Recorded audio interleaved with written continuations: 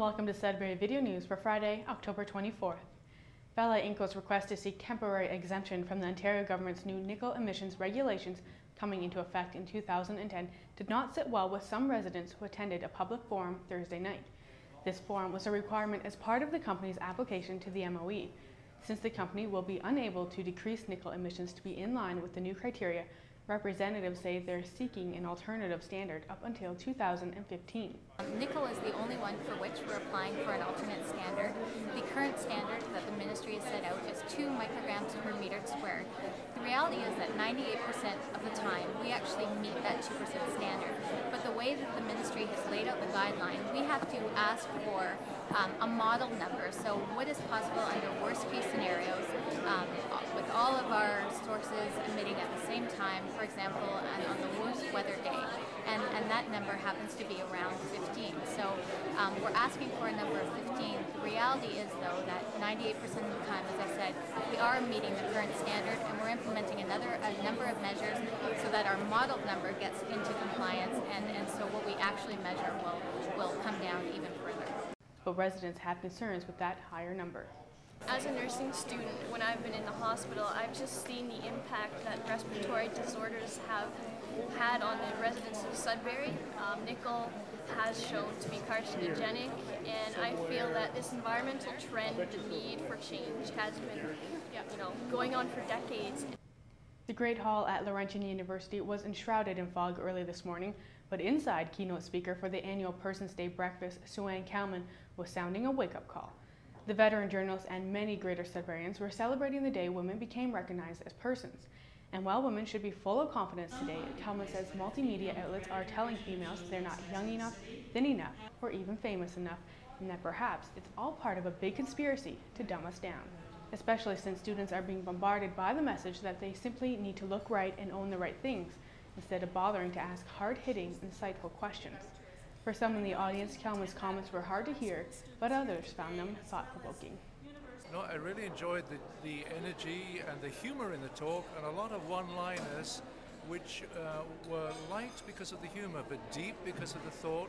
So I'm going to go away scratching my head and thinking about these one-liners that were so thought-provoking about how we are having women slip back in their quest for rights through the media bombarding us with the idea that they should just have prettified second-rate status. Meanwhile, Greater Sudbury Police are asking for your help in locating Stephen Terrien, the fugitive of the week. Terrien is wanted for a break-and-enter from early September where he allegedly broke into a Van Horn Street residence and stole a number of video games and accessories. He's facing break-and-enter charges, 2 counts of breach of probation, 2 counts of breach of reconnaissance, and failed to appear. Sudbury Rainbow Crime Stoppers is offering a cash reward up to $2,000 for information leading to his arrest. Anyone with information about his whereabouts is encouraged to call police at 675-9171 or Crime Stoppers at 675-TIPS. As part of its 2008-2009 curriculum, the Sudbury Catholic District School Board added Native Studies to its courses. One of the teachers at St. Charles College thought with this new study choice it would be beneficial to students to hear from John Bocage, the Grand Council Chief of the Anishinaabe Nation. He talked to students about the Anishinaabe Manifesto. It outlines the political, social, and governance agenda of the nation for the next 7 generations. It really did help us understand, especially since there's a lot of Native Studies classes in here, just how the dynamics and everything works with the Native culture. And in this week's entertainment news, Charlie Kirk has been making a lot of noise in Sudbury and surrounding areas these past few days. But so far nobody's complaining, especially the primary students who were helping to make all the noise. Kurt travels around Ontario for his Little Fingers music workshops, where primary students learn rhythm, melody, singing, and much more. These students will come together this Sunday to perform in Kurt's Community Concert Jam at Sudbury Secondary School Sheridan Theatre at 3 p.m. Kids are getting a great music lesson in terms of the music being linked to the music curriculum in school, so they're learning how to keep the beat. They're learning how to perform in sync. They're learning how to stop and start to cues. They're also doing quite a bit of dance, and they're interacting with lots of props and backdrops and pitched and unpitched percussion. And with Halloween just a week away, you can get your spook on at Dynamic Earth's Tunnel of Terror. It's here where a gruesome murder took place in the underground mine many years ago when Sudbury was first being formed. Hundreds of people are drawn to the tunnel each year in search of the cursed diamond. And most who search for it are never seen again.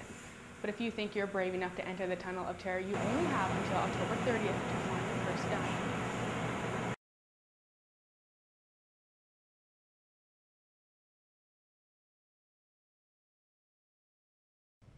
And for this week's sports recap, we go over to Sabrina Burns.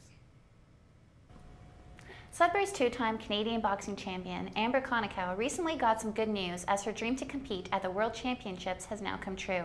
The boxer had originally been told by Boxing Canada that she would not be able to compete because of her age. Conocow turns 34 on November 1st, which is the cutoff date to compete internationally. It has recently come to her attention that competitors are accepted by the year of their birth and not the month, which means she is eligible to compete.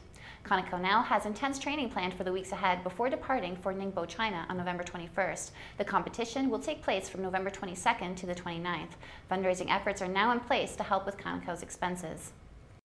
Tonight, the Sudbury Synchro Swim Club will host their 5th annual Burning Bright for Breast Cancer, a province-wide initiative in support of the Canadian Breast Cancer Foundation. The event will feature a relay in which swimmers will pass along a burning candle in a pool filled with 1,000 pink ribbon ducks. The candle symbolizes keeping the flame alive for a future without breast cancer. The event takes place at the Laurentian Pool at 6:30 p.m. The Wolves will host 2 home games this weekend as they take on the London Knights tonight at the Sudbury Arena, where a Coats for Kids campaign on behalf of the United Way will be taking place. Volunteers will be on hand to accept donations of slightly used winter jackets. Game time is 7:30 p.m. The second game will be tomorrow night as they take on the Belleville Bulls. The puck drops at 7:30 p.m. And that's it for this week's Sports Recap. Thanks, Sabrina. And that wraps up today's webcast. If you'd like to subscribe to Northern Life's newsletter, you can sign up by clicking on the newsletter link to the right of this video. Thanks for watching. I'll see you on Monday.